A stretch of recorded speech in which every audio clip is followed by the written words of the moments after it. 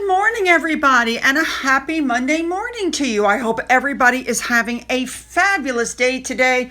Well, you know what this video is going to be about. We are talking about finally the rest of that interview came out, and there's just so much to unpack. And because there's so much to unpack, I had to split this video into two. So you got part one and part two. And then, of course, we have the royal family for part three. Okay, but there's a lot to cover, so stick with me. Let's jump in there. Let's go. Harry and Meghan's big interview was today, and it aired on CBS Good Morning Sunday morning. It was pretty much what we all expected. I mean, seriously.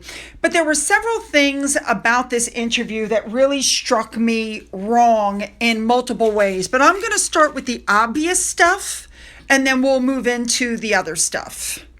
Let's start with them making a big entrance onto the porch, because they have to have a big entrance. And of course, camera there on the left to take pictures. I slowed it down for you. Then Meghan goes to hug this woman, camera on the right. Then Harry goes to hug Jane Pauley, camera on the right.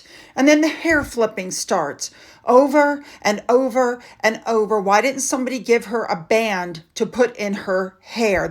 Then when meeting Jane Pauley, she puts her hand on her back and tries to direct her like she does to Harry. Then she's sitting next to Harry, and either she looks bored like she does here when Harry's talking, or Harry looks absolutely bored. He's looking past her. He looks completely detached. So she looks bored, he looks bored. Then she puts her hand on his knee, and he looks absolutely uncomfortable. Look at his face. I mean, he's just like, you can just tell. He's like, why is she touching me? Look at his hands in his lap. He's not comfortable. And it's very obvious that these two, their entire relationship has changed. It's not what it used to be, in my opinion. That's what I'm seeing from this interview. She's talking. He's sitting there looking dejected and bored, in my opinion. Typical behaviors. Now, it didn't take long for the noises to start. Listen to this. Shared because, but what? And now they can be. What they? But I. It's your husband's. And do you know what this reminds me of so much with Meghan, her hand on his knee possessively? It reminds me of the Pat Tillman Awards, the exact same thing. She's hanging on to him and he's not touching her. So as far as I can tell from these pictures, Harry has completely checked out. He did not look interested, and he was not happy that Meghan was touching him. And I also couldn't help but notice, as I'm sure you guys did, Harry is nowhere near Meghan, isn't touching Meghan, and doesn't make contact with Meghan the entire time except when she puts her hand on his knee later. Very odd. Now, I want to go back a little bit and remind you guys that Meghan said during the Oprah show that there was a specific night when she wanted to unalive herself. Here is what she said. Do you guys remember this?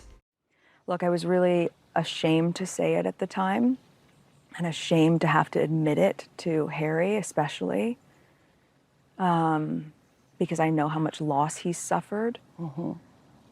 But I knew that if I didn't say it, that I would do it, and I just didn't want to be alive anymore. Now, I am not begrudging anybody with suicidal ideation, but understand something about this. First, she didn't tell her doctors that she was feeling this way, even though in the UK they check every month. Number two, she didn't tell her mother, who is a social worker. Number three, Harry has therapy on tap, as we know, because he called his therapist after William attacked him and pushed him and he broke the dog bowl. Number four, Harry admitted he did absolutely nothing to help her.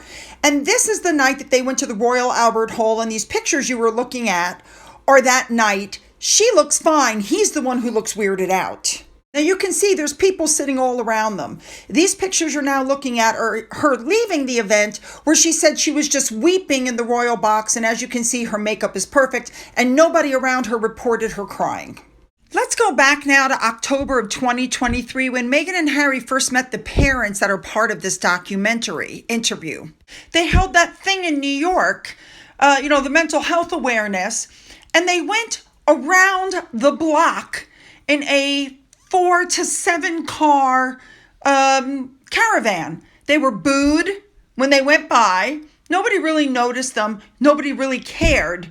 But the fact that they're eco warriors and they were in this car, in this huge convoy, just added to everybody going, really? They're a joke.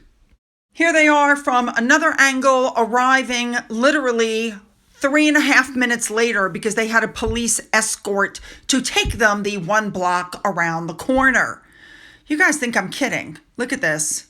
Nope, not kidding. They pulled into the garage. They left one garage and went to another garage. Okay, so then they show up. Remember, mental health. And Meghan shows up to this event in like $9,000 worth of new clothing, which in my opinion was very inappropriate. Why do you want to show your shoulders and your neck and try to be sexy when you're in an event with bereaved parents? Look at the smile on her face. She's so happy. These are parents who have lost children.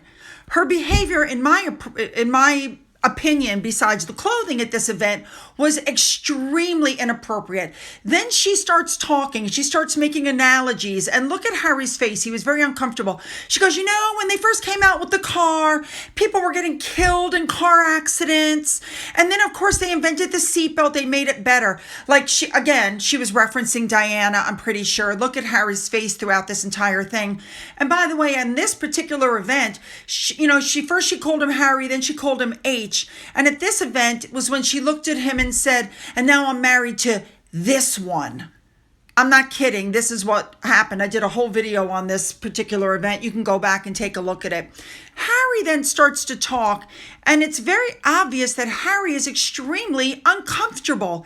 He cannot stop rubbing his leg. It's like a self-calming thing. You know what I'm saying? He's rubbing his leg. He's moving his thumb around. It's just the weirdest behavior. So they get done on stage with what they're supposed to say, and then they start schmoozing on stage. Again, completely inappropriate for the event. Meghan's laughing. Oh, isn't this all just so funny? Blah, blah, blah. But at some point, some of the bereaved parents got up on the stage to speak.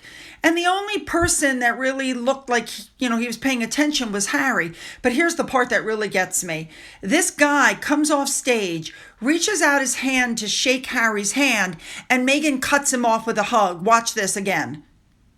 Look at that. And then he comes around for the handshaking. Harry totally got cut off. So this is what's going on in the event. But I did recognize this guy from the interview today, as well as several other of these people. They were all there. All right, you guys, you know what to do. Hit the like and the subscribe and the bell for all notifications. Leave your comments and then follow me down to part number 2. Go down to the description box and click the link there. Follow me on over. Let's go.